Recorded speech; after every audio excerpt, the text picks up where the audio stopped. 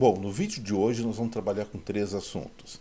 Em primeiro lugar, vou me referir a uma entrevista feita hoje, na sexta-feira, pelo presidente da República, Luiz Inácio da Silva, onde ele colocou muito claramente que vai desautorizar as metas do ministro da Fazenda, Fernando Haddad, de gerar um déficit público zero em 2024, como havia sido prometido na negociação do orçamento de 2023. E isso é uma coisa muito grave, vou explicar para vocês. O segundo ponto é uma notícia não muito agradável que vem dos governos estaduais. Todos eles, na hora de arrecadar, se reúnem no Conselho de Política Fazendária, conhecido como CONFAZ, e nos anteciparam um aumento de impostos sobre algo muito importante para o dia a dia de cada um dos brasileiros. No decorrer do vídeo, eu falo do que se trata. E, finalmente, o atual presidente do Supremo Tribunal Federal, o Barroso, deu uma declaração, mas muito controversa, que pode ter duplo sentido em relação ao modo como a justiça deve tratar a maioria do Congresso. Eu ou não entendi o que ele falou, ou ele fez um comentário mas muito infeliz. Meu nome é Eduardo Starosta, esse é o canal Fora de Curva, e agora vamos entrar direto nos assuntos. Bom, vamos recordar um pouco da história do Brasil, ainda no final de 2022, quando o atual presidente havia sido eleito e se começou uma série de negociações, articulações com o Congresso Nacional, no sentido de o futuro governo, que é atual, ter uma gordura um pouco maior para gastar, especialmente em 2023. Qual foi a promessa feita naquele momento? Que sim, 2023 seria um ano de desequilíbrio, porque existiam muitas despesas prioritárias a serem feitas, mas com o aumento da arrecadação, melhoria da economia em função dessas despesas, em 2024 não haveria mais necessidade de déficit público e as contas federais ficariam no 0 a 0. Hoje, sexta-feira, dia 27 de outubro, o presidente Luiz Inácio da Silva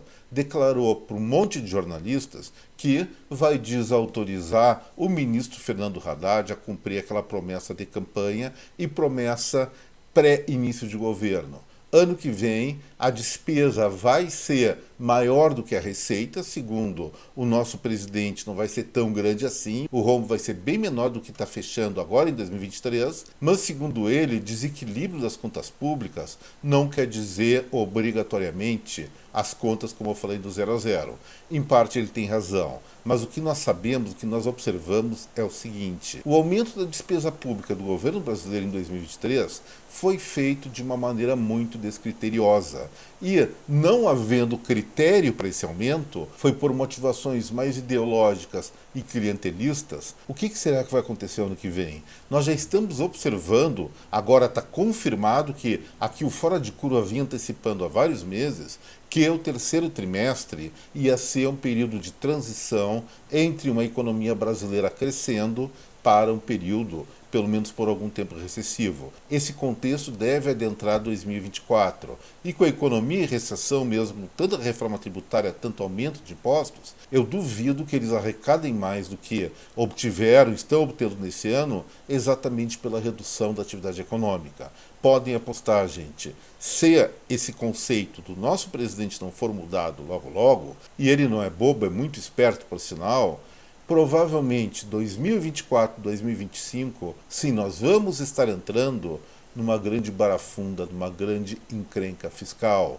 E quando o país entra numa situação dessas, é comum ter uma situação de redução da atividade econômica, uma recessão muito forte, conjuntamente com uma inflação, a chamada estagflação, como ocorre agora na Argentina, como ocorre agora já consolidada como política de Estado na Venezuela. Espero que o presidente da República retome a razão, desdiga o que já desdisse e volte à ideia de um equilíbrio fiscal, ou cumpra o equilíbrio fiscal a partir de 2024, porque o desequilíbrio agora de 2023 já está machucando muito, prejudicando demais o fluxo, a economia brasileira. Próximo assunto. Como eu falei na introdução, existe um colegiado que reúne todas as secretarias de fazenda dos estados brasileiros. Chama-se Conselho Nacional de Política Fazendária, ou CONFAZ. Nesse ambiente, todos os secretários da fazenda de todas as unidades da federação fazem o quê?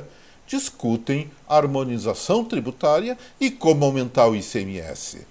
Por definição deles, isso aí foi decidido nas últimas horas também, o imposto ICMS sobre combustíveis, gasolina, diesel e talvez etanol, vai subir pelo menos 15 centavos o litro, porque eles estão precisando de arrecadação, ou seja, a alíquota média de ICMS sobre combustíveis, logo depois de rompido e encerrado o acordo feito no ano passado por conta dos elevados níveis do preço internacional do petróleo, vai ultrapassar o patamar tributário atual, que anda em torno de 21%.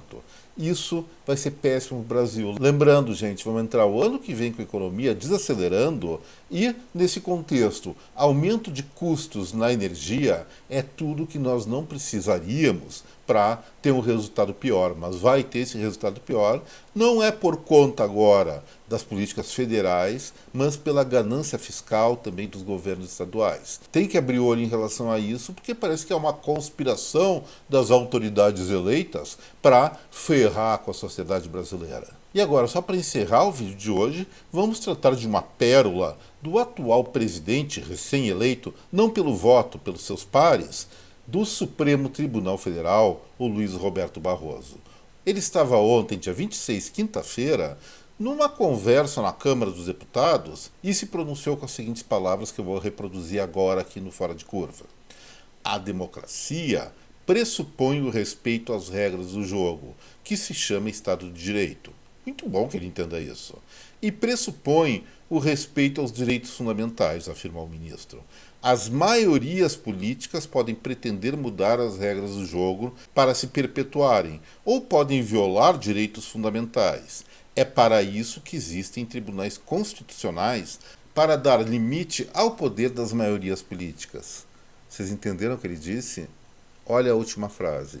É para isso que existem tribunais constitucionais para dar limite ao poder das maiorias políticas.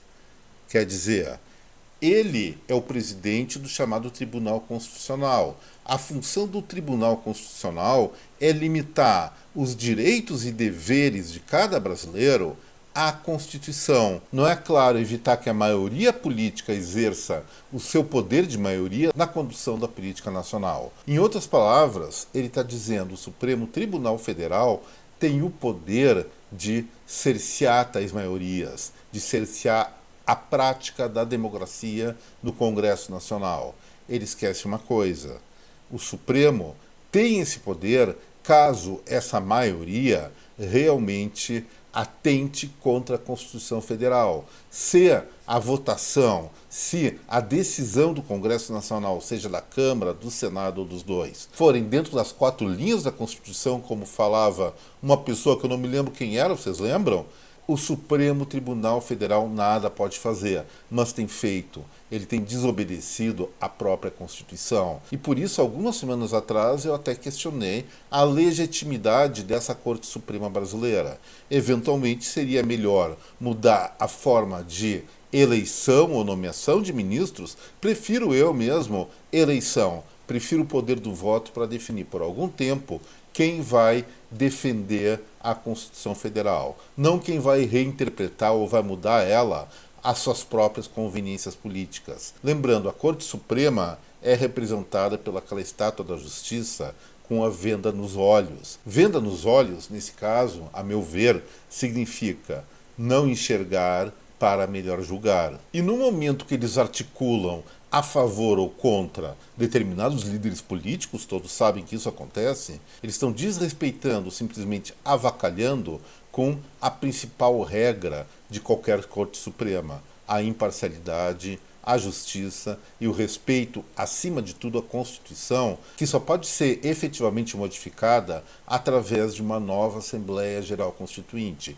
E isso, pelo jeito, está longe de acontecer, até acho que deveria haver algum exercício nesse sentido, mas isso é outra conversa. Gente, o vídeo de hoje fica por aqui. Eu deixo aqui meus votos a cada um de vocês de um excelente, um baita final de semana. Amanhã tem o quadro resumão semanal e solicito a cada um que assistiu ou gostou do vídeo de hoje, deixar seu like, compartilhar esse vídeo com seus amigos e aquelas pessoas que estão vendo o Fora de Curva pela primeira vez, eu deixo aqui o meu convite para se integrar ao nosso canal fazendo sua inscrição e evidentemente participando dos debates nos comentários. De novo, gente, um excelente final de semana para cada um de vocês. Deixo o meu até breve. Tchau, pessoal.